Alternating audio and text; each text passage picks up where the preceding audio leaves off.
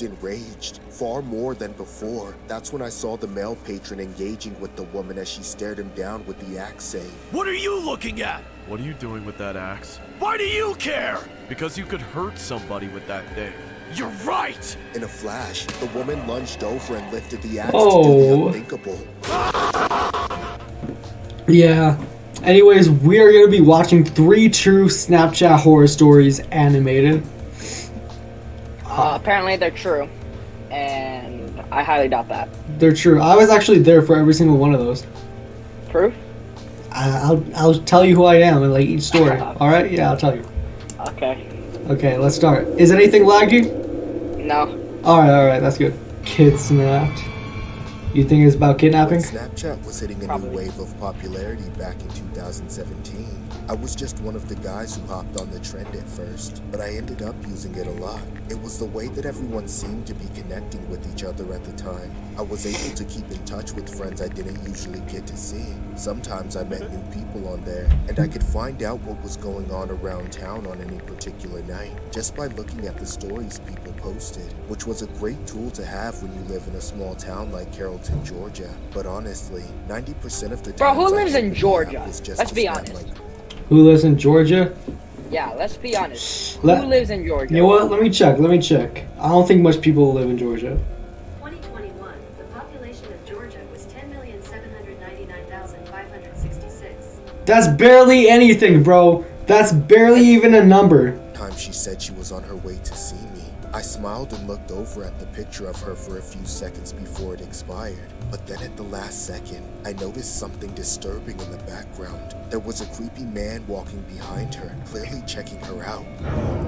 I immediately snapped her back, telling her to call me right away. But despite us going back and forth for a few minutes, there was all of a sudden no reply. I then tried calling her, which I guess I should have done in the first place, but she didn't pick up. She also hadn't opened my message yet, so I assumed she was talking to a friend or too busy driving to use her phone. I knew she was on her way to my place, so I decided to forget about it and tried to get some work done before she arrived. What do you think's gonna happen? What do you think's gonna happen? What do you think's what's gonna happen? Yeah, like I know what's gonna happen because like I'm in the story. Like I'm actually like the guy following the girl right now. What? Yeah, I'm actually that Okay. dude. So I know what's gonna happen. But what do you think that? What do you think's gonna happen? You're gonna either... I'm gonna have to bleep this out. But you're either gonna... Or Okay. you're either going to... sadist. Or... You know what I mean. Seduce? Yeah. Like I'm a natural at that. You know what? I'm actually gonna follow her here so I can seduce the dude. That was actually the plan the entire time, but What? other stuff happened. Like I'll let you see. Yeah. I'll let you see. Asking her why she was 50 miles away in Atlanta, there was a full minute of no reply in which my anxiety started to fester. She finally replied with a Snapchat. I opened it up, unveiling one of the most disturbing, blood-curdling pictures I had ever seen in my life. It was a selfie of my girlfriend crying, with the caption of the most gut-wrenching single word I have ever read saying, "Kidnapped." That's when I began to lose my mind. I couldn't register what was going on or what logical thing to do next, as my stupid brain didn't think to just call the cops immediately. Instead, I tried to keep the communication going with her over Snapchat. I begged her to tell me that she was joking, but then the next picture made my heart sink even further. She had the camera pointed to the side, showing her in the passenger seat. You see that dude right there? Yeah. That's me. That's such cap. Nah. You can see the resemblance too. We're the same skin color. We both have a Where's your beard. birthmark? Where's your birthmark? It's the other side of my face. You forgot? Oh. Yeah, it's the other side of my face. And also, like, the beard's covering it. So, like, yeah. Like, you're not going to be able to even see the birthmark. But that's me. Yeah. That's cap. Nah. That's me. And you know what? This girl is you. Do you not remember? What? That is such cap. No. Like, I accidentally kidnapped you and I brought you in my car. Like, I'm sorry, Justin. I didn't want you to, like, remember this way, but, like, that's how it What? happened. That is such cap. Yeah. Like I said, like, things changed. Things changed. My brain, trying to figure out what to do. I said I was going to get help and told her to keep opening Snapchat whenever it was safe for her to do so. That way her location would keep updating. Then at last, I called the cops and told them exactly what was happening. They took it seriously, notifying all the Atlanta police departments about the kidnapping in progress. And within a few minutes, there were cops from Carrollton at my door to coordinate my information about her location with the officers that were in the right area to find her. The police ended up tracking them down to an empty parking lot behind an abandoned church in the greater Atlanta area. My girlfriend says that the way the cops swarmed in on them all at once was both awe-inspiring, but almost as scary as getting kidnapped to begin with. The man who kidnapped her was taken into custody. That's and Cap, Benito. thankfully That's did not get- you. Where's your birthmark? Like I said, like it's under here. It's under here. It's right there. Cap. It's right there. Like, It's up more. Justin, I've told you this multiple times. I've been sent to prison. Okay? Okay, I've What? been sent to prison and my birthmark got like covered by my beard. You can't see it. That's Cap. Yeah, no. It's not Cap. It's not Cap. Yes, it is. You literally said yes. No. I'm Uncle Yeah, Ruckus. What do you mean? I am literally Uncle Ruckus. You see this? You see my eyes? Uncle Ruckus. Yeah, you know Uncle Nah, Ruckus? that's Lucas. That's the Lucas? Oh, yeah. This story was inspired by a case that happened on September 4th of 2017. The image below is the 17? victim in question. The animation pretty much sums up the tragic ordeal. If it hadn't been for the Snap Map feature, things could have turned left real quick. Here's a mugshot of the culprit in question. Police have That's since not you, released Benito! surveillance- No, that is literally me. That is literally me. Okay, get a picture of me right there, me, and then have it side by side with this dude. I mean, that me. And I actually broke out of prison. Oh my! I broke out of prison and started playing World of Tanks. Is this Family Guy House thing? in What? Off-campus neighborhoods with another girl. But in an Wait, effort hold to on. make friends This aside is from my Family room- Guy. I know, like, look at it. Like, it looks at. Ooh. It's literally nah. Okay, now, like, look at it. It's exactly like Family Guy. It's literally. By the way, that's me. Student gym. Whenever I was at the gym, I would always run into this guy named Justin. I never saw him do any real workouts. At most, he would just walk. Justin, is that you? Nah, Yeah, it has your name. That's you. bro, that's Cap. That's your little chin. It has your eyes too. That's Cap. The only thing it's missing is your hair.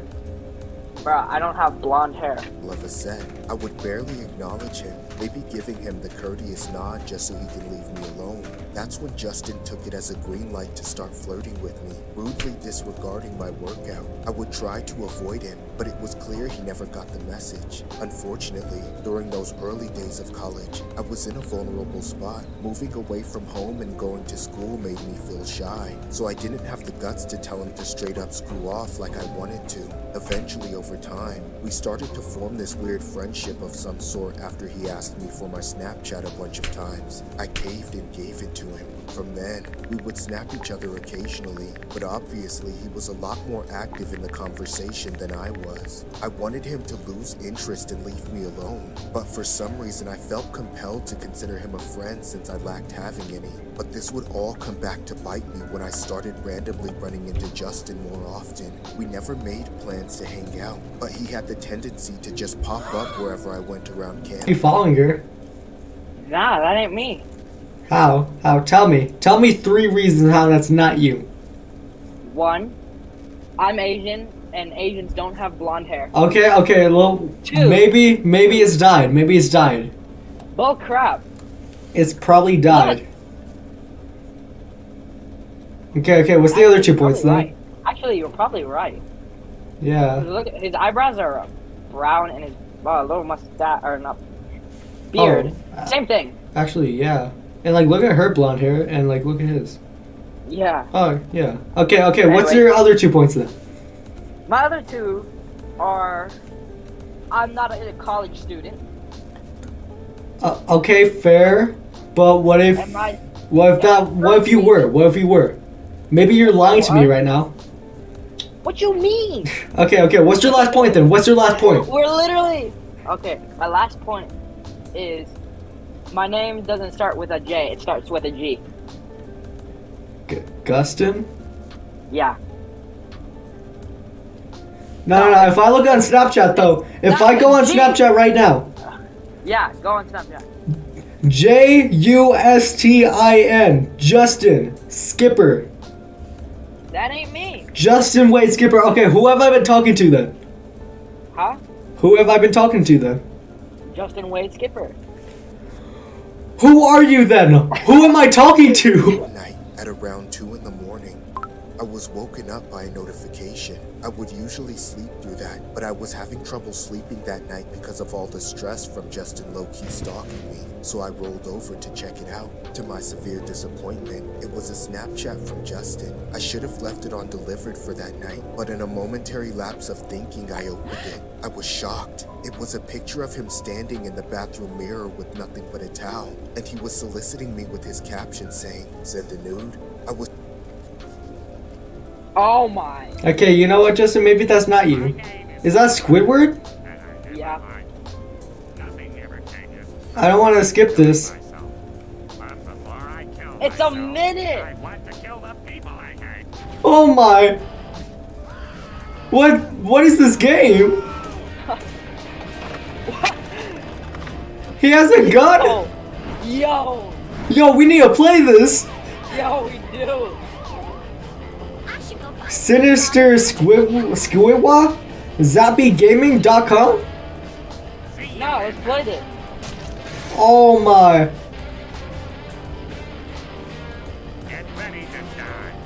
Get ready to die. New game idea.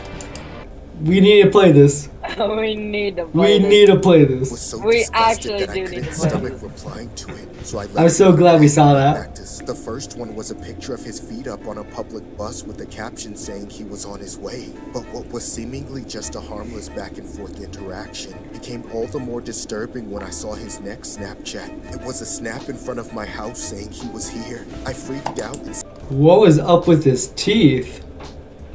I don't even know. I saw his Hold up, next hold up. Look, Snapchat. look, look. It was a snap. Nah. How did it... What? Maybe he's a demon. Yeah. I think he's just a demon, yeah. Snap in front of my house saying he was here. I freaked out and sat up in bed. It was clear he already knew where I lived, but it wasn't over yet. That alone was bad. But it was the third snap that made me know I had to get the police involved. It was a picture looking through a gap between a set of doors. A picture of me sleeping in my bed with the caption, "You look so beautiful when you're asleep." In a heartbeat, I sprang out of bed and sprinted out of the room. Right as Justin burst from my closet and started chasing after me, Oh my. he nearly got me, Oh but I was my. able to get to the bathroom down the hall and lock the door behind me. A second later, he was banging on the door repeatedly. All I could do was threaten to call the cops, but it seemed like he wasn't going to leave until I surrendered myself. I collapsed with my back pressed against the door as I sat on the bathroom floor, wailing under my breath. I actually couldn't call the cops. I ran out of my room so fast that I left the phone on my bed. Luckily, my roommate just so happened to be in the other room. She had awoken to the chaos and got up to lock her door and call the police for me. About 10 very tense minutes later, the cops showed up. Justin didn't try to run. Oh He my. folded and let them What take him the away, heck? sobbing This like a is big literally baby the whole Family time. Guy. Afterwards, I had the conversation This is with like my some roommate Family about how I Guy was able cutaway to find guy. out where I lived. The very first thing she asked me Bro, was this if I is left Family my Guy, snap map but on. cheap. I immediately had the biggest facepalm moment of my life, because that's exactly what it was. The snap map was a new feature back then, and I wasn't thinking much about it until that moment. However, I also learned how little the college cared about my safety. When the cops ran Justin's background, they found multiple instances of aggravated stalking, yet somehow he was allowed to just wander around campus all the time. Ain't no way y'all calling them Slurpees, bro. My They're first called job out of icy. high school was the night I say shift at a Slurpee. 7-Eleven and set me back several years. It started out like any normal shift. Monday nights were always super dead. A few cars came through to get gas in the first hour, but nobody came into the store. I was so bored that I had already started mopping before the store even closed. About halfway through the aisles, I realized it was a few minutes past 12, so I stepped away to go lock the front door and flip the sign from open to closed. Right as I did this, I took another look outside, and that's when I saw the creepiest night shift freak. How is Oh, his that's head not so fun. small?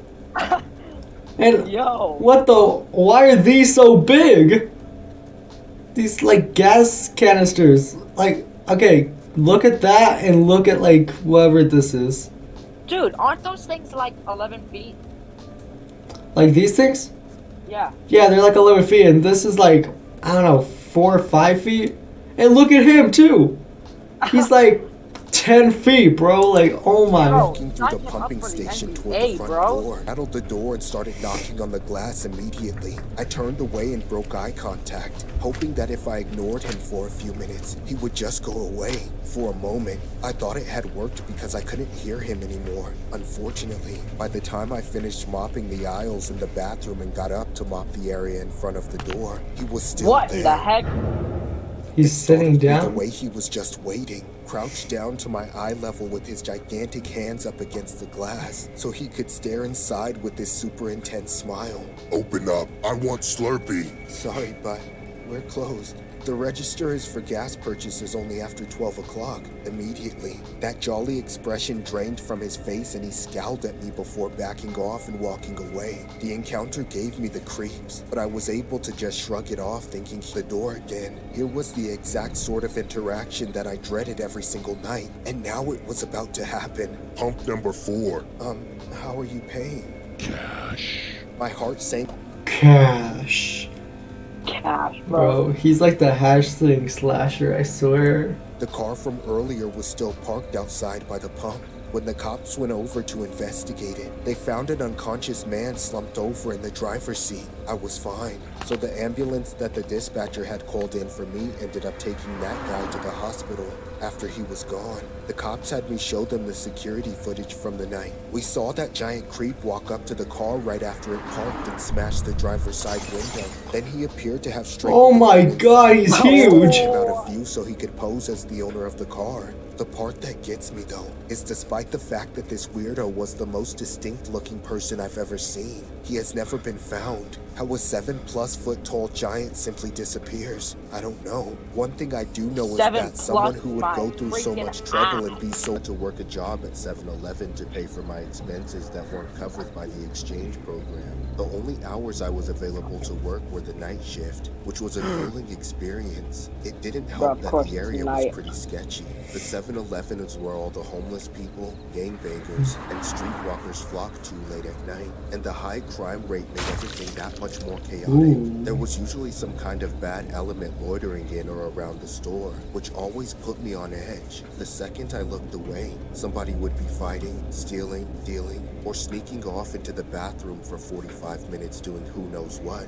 I didn't get paid enough to do anything about it, but it was always anxiety-inducing just to be stuck in there to run the register. All that aside, there was only one night Dude, working I would there that hate was to just too run the much for me to register handle. at night. actually. Dude, I know. You Like, gotta be paying these workers extra. they're probably not even getting paid that much. They might be paying. They might get paid like a little bit more than a day shift, but that's it. You don't get paid like too much more for a night shift. It's stupid. Dude, I know. Nightmares about this Actually, experience. It was just that frightening. Oddly enough, the night started out as a better night than most, which to me meant there wasn't anything weird or sketchy happening outside and nobody was causing trouble Crap. inside. Everything was pretty bearable for about 2 hours. Oh, no. But then at around 1 a.m., the night took a turn for the worse. A trans woman course walked it in did. holding an axe. She gave What me in the the creeps heck? just from the empty look in her eyes, and the fact that she was carrying that axe was all the more unsettling. Okay. For Excuse me, ma'am. You can't bring that in here. You mean this? Suddenly, she raised the axe into the air, then stepped towards the register before dropping it onto the counter. I jumped back instinctively, thinking What did he even do? What? He just said you can't bring it. And What? no, look at her face too. Nah. What's this even? Oh my. Why are these guys built like this? Then the woman leaned over and said the most disturbing thing. You know this axe means I can get into your store whenever I want, right? You know why? See that glass right there on your door? This axe could go right through it, like it wasn't even there. So don't tell me what I can and can't bring in here, alright? Because I can get to you whenever I want. I'm sure it could, and I'm sure you could, but... But what? Huh? What are you gonna say to me? And you just can't predict Oh, people well, like that. that's obvious. How can I help you? Oh. Help me? What do you mean, help me? Do you think I need help? What?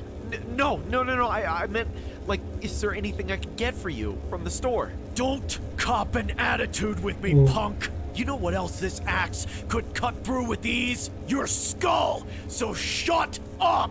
Ma'am, if you threaten me again, I'll have to call the cops. Saying that felt like pulling the pin on a... Okay, what's that gonna actually do? She's just gonna kill you. She's just gonna kill you. Listen, like, if someone's threatening you and you threaten to call the cops, they're gonna hurt you. That is literally negative IQ move. Like, you should just never do that because then they will hurt you to make sure you don't. a grenade. But it was my only option to deal with her as she was becoming increasingly aggressive and could resort to violence at any moment. Her jaw clenched up and she gave me a death glare, causing me to back away in fear. She chewed on what I said for a very tense few seconds before responding. You're gonna call the cops on me? Why? What did I do wrong? Nothing! You just have a problem with me, don't you? Is it because the way I look? All you imbeciles are all the same! Every one of you! Well, I don't want anything from your crummy store anyway, loser! At last, she took the axe in her hand, backed off, then stormed out of the store. I breathed a sigh. Her face is built like the moon. She is literally built like the moon. Oh my god. They shopped around the aisles for a bit before coming up to the register around the same time. I started cashing out the female customer first, but just as I was about done scanning her items, my heart sank as I saw that same woman from earlier walk through the door again, still holding the axe. This time, she looked enraged, far more than before. That's when I saw the male patron engaging with the woman as she stared him down with the axe, saying, What are you looking at? What are you doing with that axe? Why do you care? Because you could hurt somebody with that thing. You're right! In a flash, the woman lunged over and lifted the axe to do Oh. the unthinkable. What the hell is wrong with you? The male patron immediately collapsed, bleeding profusely, having taken the blow for the female patron who tried to run away. But all hell broke loose when that psycho woman chased after her and struck her from behind, dropping her to the ground. Finally, the psycho looked back at me. I'll never forget the expression on her face. Half unbridled psychotic rage, half deer in the headlights. I thought she was about to come after me, but something must have spooked her, because after a moment, she suddenly sprinted away. I thought both the man and the woman were dead, but they started to make noises. That awful moaning of the gravely injured is something I'll never forget. I called O and tried to do what I could for them before the ambulance arrived. By that time, it was out of my hands. I was a mess, totally distraught. I thought neither of them would make it, but miraculously, they both survived. Discover a world of mods. Wink at them. Luckily, she didn't injure anyone else further. I still don't know why she attacked those other people and not me, but I try not to wonder too much. Of course, everything was on camera. She was caught and put in prison, but that does nothing to erase the memory. Oh my, she's This story insane. was inspired by a viral incident that occurred at a Sydney 7-Eleven. Oh my. This story Okay. was inspired by a viral incident that occurred at a Sydney 7-Eleven that shocked the Wait, that's nation. literally- Here is the footage prior to the random attack. The woman has been sentenced to 9 years. She behind. actually looks After a exactly like follow-up, It that. has been said that her jail term will be increased by 5 years. Yeah. What makes this case more disturbing was how the woman alleges that she did not remember anything.